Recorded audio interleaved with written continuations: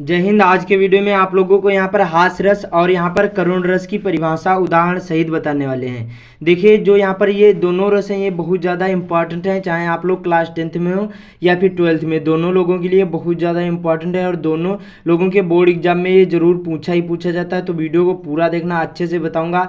इसको देखिए पहचानने की ट्रिक भी बताऊँगा, जिससे उदाहरण भी आ जाए, तब भी बताऊँगा कि इसको कैसे पहचानना है, क्या ट्रिक होती है, सारी चीज़ें बताऊंगा। बहुत सिंपल से बताऊंगा और छोटा सा वीडियो होगा, तो वीडियो को पूरा जरूर ही देखना, तभी अच्छे से समझ में आएगा। तो सबसे पहले यहाँ पर हास्य रस देखते हैं। यहाँ पर देखिए, जो हास्य रस का स्थायी भाव क्या है, यहाँ पर हास है। इसकी परिभाषा कैसे लिखना है? हास्य रस का स्थायी भाव हास है।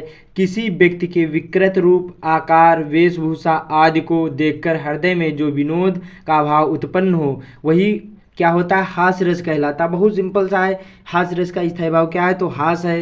किसी व्यक्ति के विकृत रूप, आकार, वेशभूषा आदि को देखकर हृदय में जो विनोद का भाव, मतलब प्रसन्नता या फिर खुशी का भाव प्रकट हो या उत्पन्न हो, उसी को हम क्या कहते हैं? हास्य रस कहते हैं। जैसे यहाँ पर प्रति प्रति शून्य उकसहि अकुसाहि देख दशा हरिगन, यहाँ पर मुस्काही। उसके बाद में शीश पर गंगा हंसे, भुजंग पर भुजंगा हंसे, और हास के ही दंगा भयो गंगा के, यहाँ पर नंगा के विवाह में। तो उसी प्रकार से देखिए, बहुत सिंपल सा है।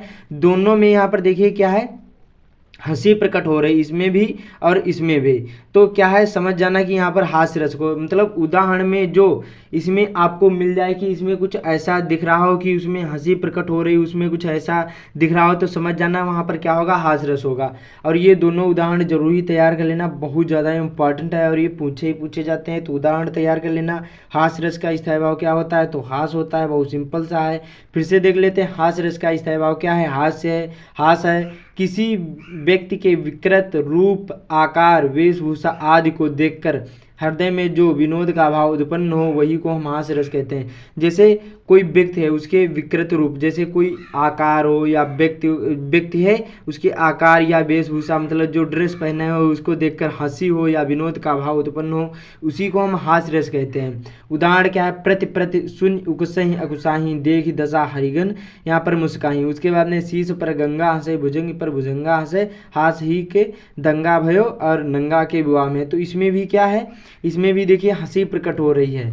तो बहुत सिंपल सा है। दोनों उदाहरण तैयार कर लेना, इसका स्क्रीनशॉट ले लीजिए और अच्छी तरीके से इनको दोनों को अच्छी तरीके से आप लोग तैयार कर लेना, बहुत ज़्यादा ये इंपॉर्टेंट है।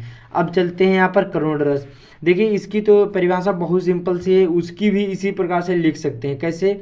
जहाँ पर विभाव, अनुभाव तथा संचारी भाव के संयोग से पूर्णता को प्राप्त शोक नामक स्थायी भाव से करुण रस उत्पन्न होता है।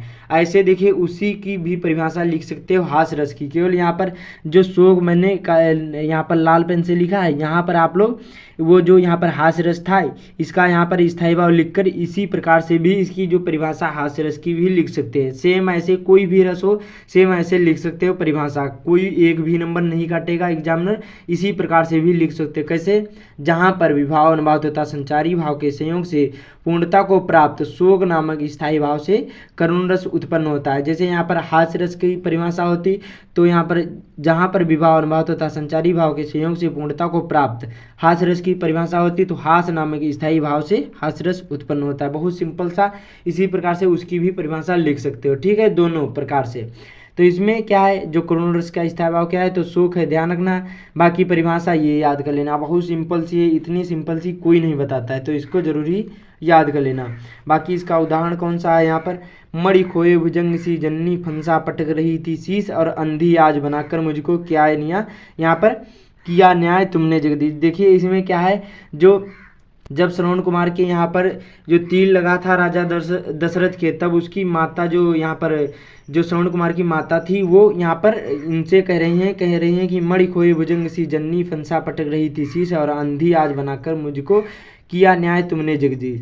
तो इसमें उसी का वर्णन किया गया, बहुत सिंपल सा है। तो इसको भी आप लोग उदाहरण याद कर लेना। और दूसरा है यहाँ पर हा वृद्धा के अतुल धन, हा वृद्धता के सहारे, हा प्राणों के परम प्रिय, हा एक मेरे दुलारे। इसमें भी क्या है, जिसमें आपको दुख या शोक प्रकट हो रहा हो, समझ जाना वहाँ पर क्या होगा? करुण रस होगा।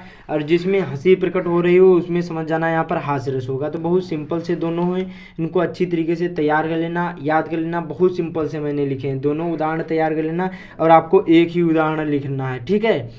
तो इस वीडियो को ज़्यादा से ज़्यादा शेयर कर देना और बाकी चैनल पर पहली बार आए हैं चैनल को सब्सक्राइब भी कर लेना। तो मिलते हैं अगले वीडियो में।